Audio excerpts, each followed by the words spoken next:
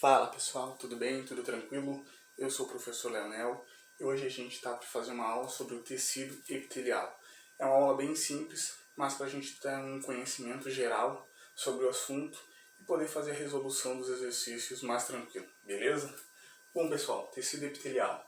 Funções: proteção, absorção e secreção. Proteção: ele reveste tanto internamente quanto externamente os órgãos. A nossa pele, por exemplo, que é um exemplo mais clássico de tecido epitelial, ela também é formada por tecido conjuntivo, tecido nervoso, mas a maioria por tecido epitelial. Então, proteção reveste tanto externamente quanto internamente. Absorção. No nosso intestino, no exemplo do intestino delgado, a gente tem estruturas chamadas de microvilosidades. Elas formam a célula, ela tem várias voltinhas. Se você gosta de comer um mondongo ou uma dobradinha, se você já ajudou a preparar, você viu que quando você pega o bucho, por exemplo, do boi, ele tem várias, como se fossem umas esponjinhas pela parte interna. Essas estruturas são chamadas de microvilosidades, elas ajudam na absorção. Imagina só se essa célula, em vez de ser assim, com várias voltinhas, fosse lisa. A área de absorção seria bem menor. Imagina a gente pegar essa célula e poder abrir ela, esticar ela. Então seria uma absorção bem maior. Tá? Secreção. A tecido epitelial formam diversas glândulas no nosso corpo. Elas podem ser glândulas endócrinas e exócrinas. A gente vai falar a seguir um pouco melhor sobre elas. Bom, principais características. São células justapostas, ou seja, elas estão sempre bem juntinhas, bem unidas, e tem pouca matriz extracelular. A matriz extracelular nada mais é que todo o material que preenche esses espaços entre essas células. Como essas células são tão justapostas, são juntinhas, grudadinhas, tem pouca matriz extracelular, que poderia ser água, lipídios e proteínas, tá? É um tecido avascularizado. Por meio de difusão, nutrientes e oxigênio chegam ao tecido epitelial. Bom, primeira coisa, avascularizado quer dizer que ele tem nada de vaso sanguíneo. Por isso que a gente consegue roer, por exemplo, a cutícula. Quando tu vai no banheiro lixar teu pé ali, não sangra, só se tu chegar numa camada mais funda, né? Então, avascularizado. Por isso que a gente consegue, como eu falei, tirar a cutícula. Quando a gente atrita, forma o calo ali, não sangra, né? Só se é uma coisa mais profunda. Então, é um tecido avascularizado, tá? E se ele não tem vaso sanguíneo, como é que todos esses nutrientes, oxigênio, por exemplo, proteínas, enfim, vão chegar nele? Bom, pessoal, bem abaixo do tecido epitelial, logo abaixo, aliás, tem uma estrutura chamada lâmina basal. Abaixo dessa lâmina basal tem o tecido conjuntivo, que é totalmente vascularizado, né? Bem desenvolvido. Então, todos esses nutrientes passam por meio de difusão. A gente viu na parte de citologia que existe a difusão simples, difusão facilitada. Então, esses nutrientes vão passar através da membrana plasmática diretamente para o tecido epitelial, que é avascularizado. Beleza? Curiosidade que a gente precisa falar sobre o tecido epitelial, né? Informações. Como essas células são justapostas, ou seja, são juntas, existem especializações da membrana plasmática, que são o desmossomos e os hemidesmossomos, que são estruturas que fazem como se fossem prendedores, como se fossem grampos, que fazem essas células sempre se manter bem juntas. Então a gente tem estruturas especializadas da membrana plasmática chamada hemidesmossomos e desmossomos. Os desmossomos são que ficam nessa parte superior e o hemi, que seria metade, como se fosse meio desmossomo, eles ficam juntando o tecido epitelial à lâmina basal. Beleza até aí? Bom, quanto à classificação, eles podem ser classificados como de revestimento e tecido epitelial glandular.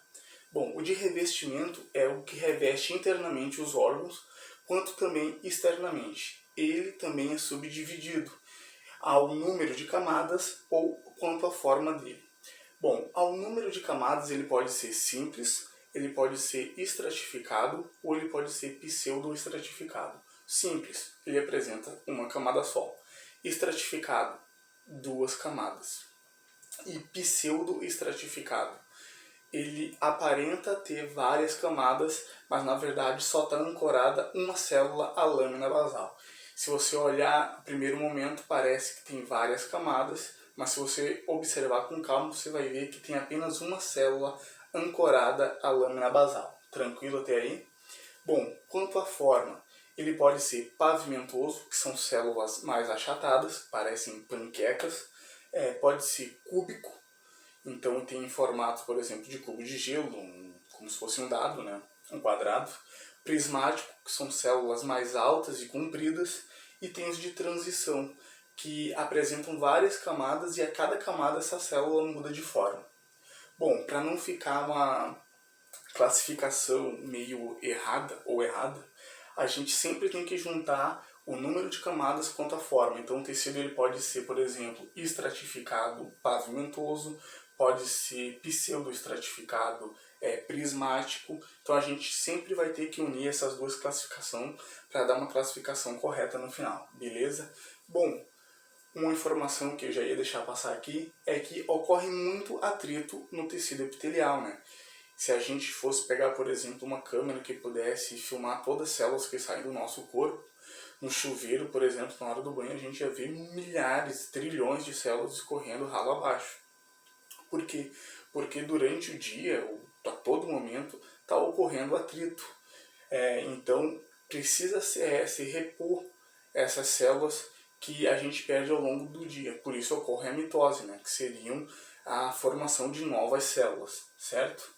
Bom, e também, quanto à classificação, a gente tem o tecido glandular, que é responsável pela produção de secreção, substâncias que as glândulas produzem.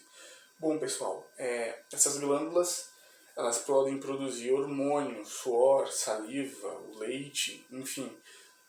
O tecido epitelial, ele, além de ser glandular, a gente pode dizer que essas glândulas elas podem ser tanto endócrinas, exócrinas ou mistas. Endócrinas é toda glândula que produz hormônio diretamente para o sangue.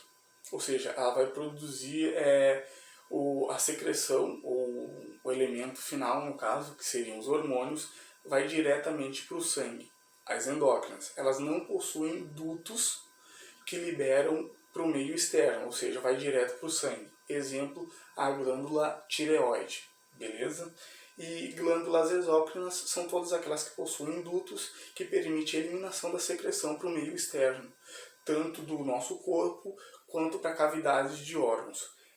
Exemplo, glândulas mamárias para produzir o leite, que provavelmente o amamentamento